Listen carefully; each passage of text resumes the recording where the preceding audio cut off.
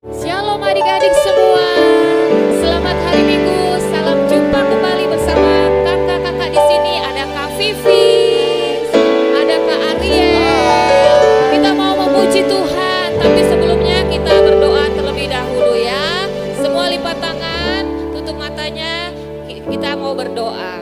Tuhan Yesus, terima kasih buat hari ini kami boleh ada kembali menikmati berkat Tuhan di hari Minggu ini. Kami mau beribadah kepada Tuhan, kami mau memuji Tuhan, kami mau mendengar firman Tuhan, dan biarlah semuanya ini menjadi berkat buat kami, dan biarlah hidup kami memuliakan nama Tuhan. Terima kasih Bapa, hanya di dalam nama Tuhan Yesus Kristus kami berdoa dan kami mengucap syukur. Haleluya, amin. Tepuk tangan dulu buat Tuhan kita Yesus Kristus yang paling meriah. Ya, kita mau nyanyi buat Tuhan pada hari ini. Kita mau katakan markas iblis ku hancurkan dan hanya panji Yesus yang kita tinggikan. Semua tepuk tangan buat Tuhan.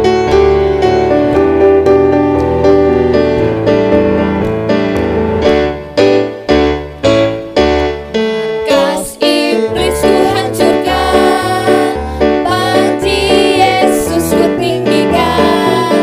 Akulah pahlawan. Setiap hari ku bernyanyi bahwa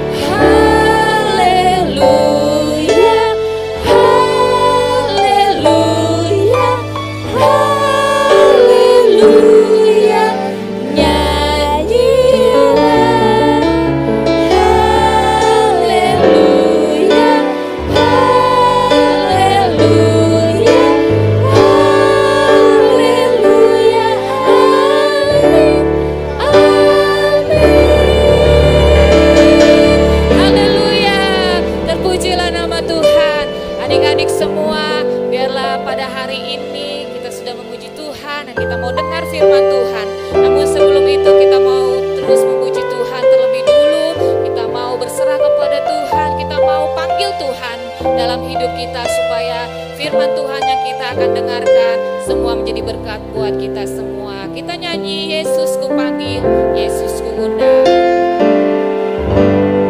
Yesus ku panggil, Yesus ku undang, masuk dalam hatiku. Lagi Yesus ku panggil. Yesus ku panggil, Yesus ku undang, masuk dalam hatiku. Memimpin, menuntun setiap langkah hidupku, sucikan, kuduskan semua dosaku. Dari awal katakan Yesus ku panggil lebih sungguh-sungguh lagi. Yesus ku panggil, Yesus ku undang, masuk dalam hatiku. Yesus ku panggil. Yesus ku panggil, Yesus ku undang, masuk dalam hatiku.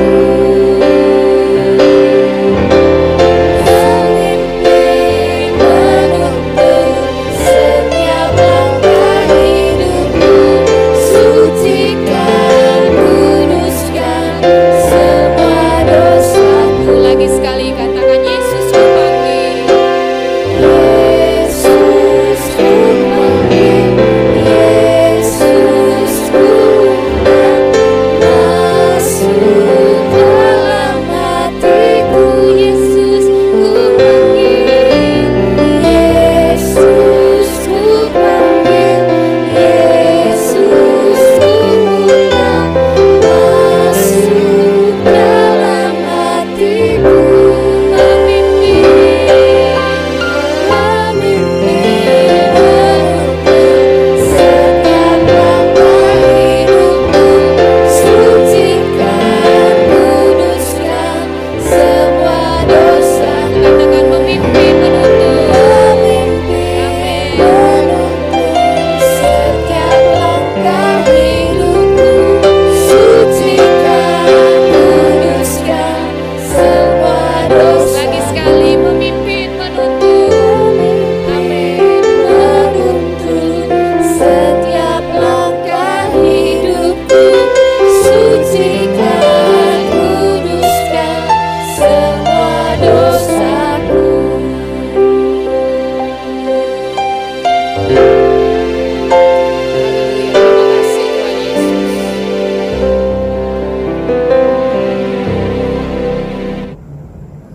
Hai adik-adik sekalian, jadi untuk minggu ini GVV akan membawakan cerita.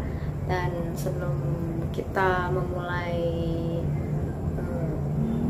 sesi cerita pada hari ini, mari kita berdoa.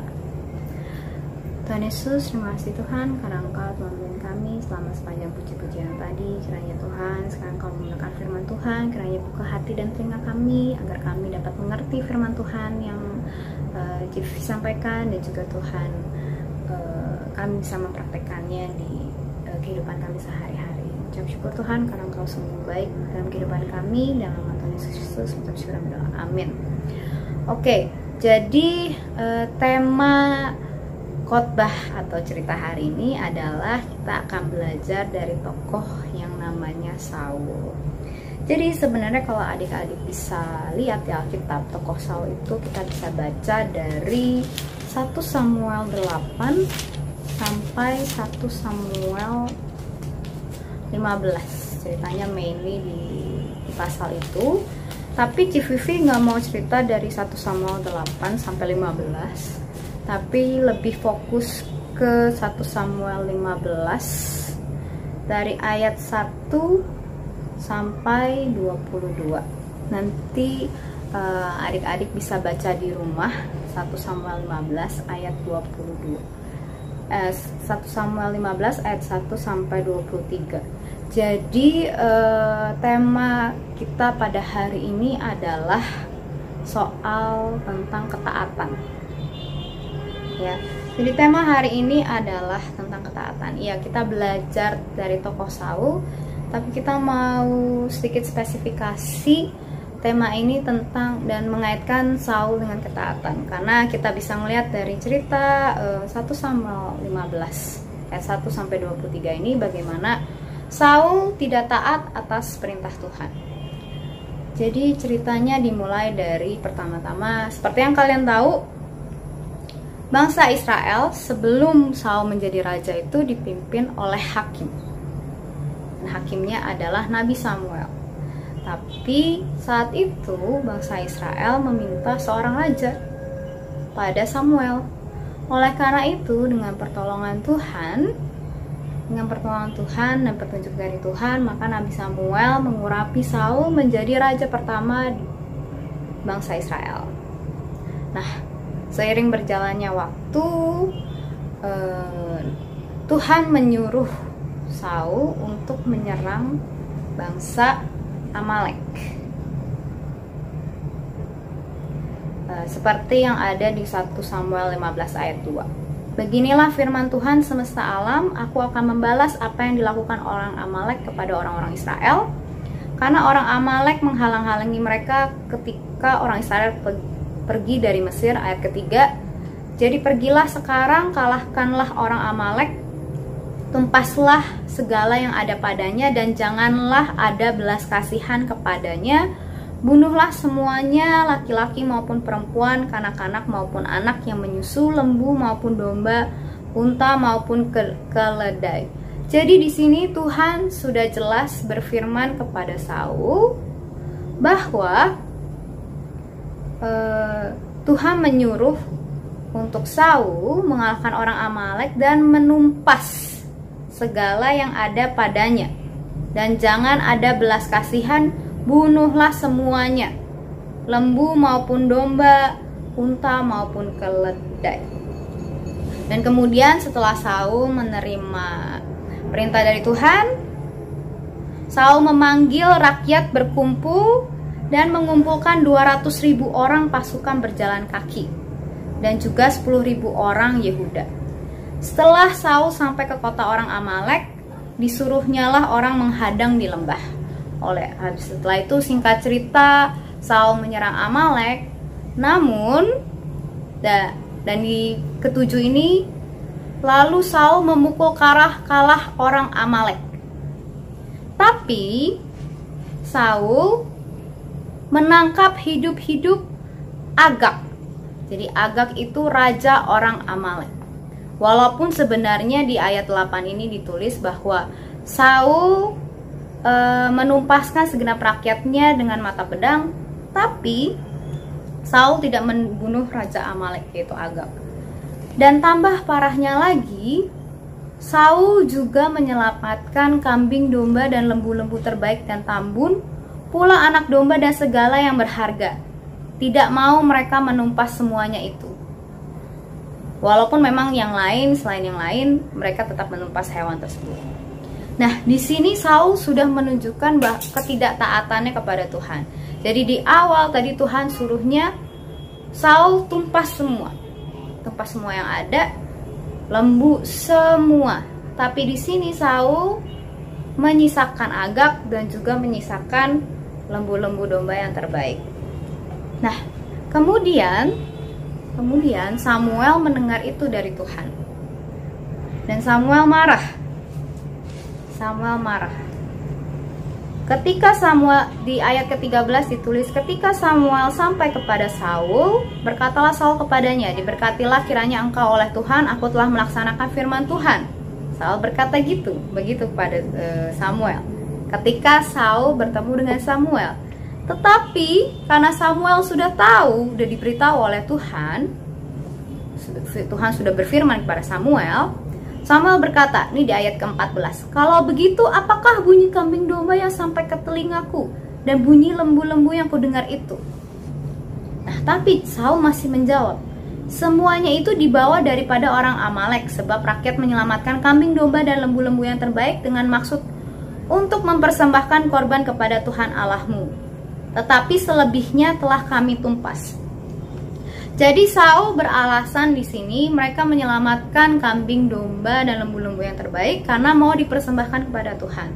Tetapi Samuel berkata lagi bahwa, lalu berkatalah Samuel kepada Saul, "Sudahlah, aku akan memberitahukan kepadamu apa yang difirmankan Tuhan kepadaku tadi malam." Kata Saul, "Katakanlah." Ini ayat 16-17. Sesudah itu berkatalah Samuel, "Bukankah engkau, walaupun engkau kecil pada pemandanganmu sendiri, telah menjadi kepala atas suku-suku Israel? Dan bukankah Tuhan telah mengurapi engkau menjadi raja atas Israel? Tuhan telah menyuruh engkau pergi. Pergilah, tumpaslah orang-orang berdosa itu, yakni orang Amalek. Berperanglah melawan mereka sampai engkau membinasakan mereka." Nah, ayat 19, "Mengapa engkau tidak mendengarkan suara Tuhan? Mengapa engkau mengambil jarahan dan melakukan apa yang jahat di mata Tuhan?" Jadi walaupun Saul mempunyai alasan yang baik ya, karena dia mau mengambil kambing domba dan mempersembahkan kepada Tuhan, tapi ketidaktaatan Saul itu adalah jahat di mata Tuhan. Jahat di mata Tuhan. Karena itu jahat di mata Tuhan, maka tentu saja ada konsekuensinya dari hal tersebut. Lalu dilanjutkan, lalu kata Saul kepada Samuel, "Aku memang mendengarkan suara Tuhan dan mengikuti jalan yang telah disuruh Tuhan." Jadi di ayat 20 dan 21 ini Saul masih terus beralasan. Dan di ayat ke-22 Samuel menjawab dengan yang paling straightforward gitu menurut CVV ya. Tetapi jawab Samuel, "Apakah Tuhan itu berkenan kepada korban bakaran dan korban sembelihan sama seperti kepada mendengarkan suara Tuhan?" Jadi di sini Samuel bertanya, apakah Tuhan itu lebih berkenan mana sih, korban bakaran dan korban sembelihan? Apakah lebih berkenan ketika kamu mendengarkan Tuhan? Dan di ayat 22 Samuel berkata, "Sesungguhnya mendengarkan lebih baik daripada korban sembelihan. Memperhatikan lebih baik daripada lemak-lemak domba jantan." Jadi di sini jelas Samuel berkata kepada Saul bahwa Tuhan lebih suka Saul mendengarkan firman Tuhan dibandingkan korban-korban bakarannya. Karena Saul tidak mendengarkan, maka ada konsekuensi yang datang dari apa yang Saul lakukan. Kita bisa lihat di ayat 26, konsekuensi apa sih yang Saul hadapi ketika dia tidak taat kepada Tuhan. Ayat 26, "Tetapi jawab Samuel kepada Saul, Aku tidak akan kembali bersama-sama dengan engkau, sebab engkau telah menolak firman Tuhan. Sebab itu Tuhan telah menolak engkau sebagai raja atas Israel." Jadi karena Saul tidak taat oleh perintah Tuhan, Tuhan menolak Saul menjadi raja atas Israel. Jadi di sini ada pesan yang penting dari cerita ini, dari cerita keseluruhan ini, dari 1 Samuel 15 ayat 1 sampai 26 ini, ayat 1 sampai 35, kita bisa melihat bahwa ketika kita tidak taat kepada Tuhan, maka ada konsekuensi yang harus kita ambil ketika kita itu tidak taat kepada Tuhan. Jadi itu pesan yang paling penting yang kita bisa ambil dari cerita ini. Maka Cici Vivi bisa memberikan dari keseluruhan pasal ini, 1 Samuel 15 ayat 1 sampai 35 ini, maka ketaatan kepada firman Tuhan itu lebih penting dari korban bakaran kalau misalnya di sini. Jadi ketaatan kepada Tuhan lebih penting dari yang sekiranya misalnya alasan-alasan yang kira-kira kita pikir itu baik gitu. Tapi sebenarnya saat melakukan itu kita tidak taat kepada Tuhan. Saya contohnya bohong-bohong kecil, bohong-bohong putih gitu ya. Jadi kita berpikir bahwa oh iya bohong kayak gini ya harusnya nggak masalah sih. Tapi intinya tetap bohong adik-adik. Dan Tuhan tidak suka ketika kita berbohong. Jadi sebenarnya itu inti firman Tuhan untuk minggu ini. Jadi tetaplah taat kepada firman Tuhan. Nah, untuk ayat hafalan Alkitab bisa kita ambil dari 1 Samuel 22 yang B. Sesungguhnya mendengarkan lebih baik daripada korban sembelihan, memperhatikan lebih baik daripada lemak domba-domba jantan. Jadi itu ayat hafalan kita untuk minggu ini. Sebelum kita mengakhiri mengakhiri semuanya, mari kita berdoa. Tuhan Yesus, terima kasih Tuhan, Kau telah memimpin kami sepanjang cerita ini Tuhan. Jadi Tuhan, kami hari ini banyak belajar dari Saul bahwa Saul tidak taat kepada Engkau dan Saul harus menghadapi konsekuensi bahwa dia ditolak oleh Tuhan menjadi raja atas bangsa Israel. Kiranya Tuhan pimpin kami Tuhan sebagai anak-Mu untuk belajar selalu taat akan firman Tuhan dan juga seturut dengan kemauan-Mu. Kiranya Tuhan mengucap syukur atas hari yang telah Kau berikan, atas firman yang Kau berikan. Mengucap syukur hanya dalam nama Tuhan Yesus Kristus, mengucap syukur dan berdoa. Amin.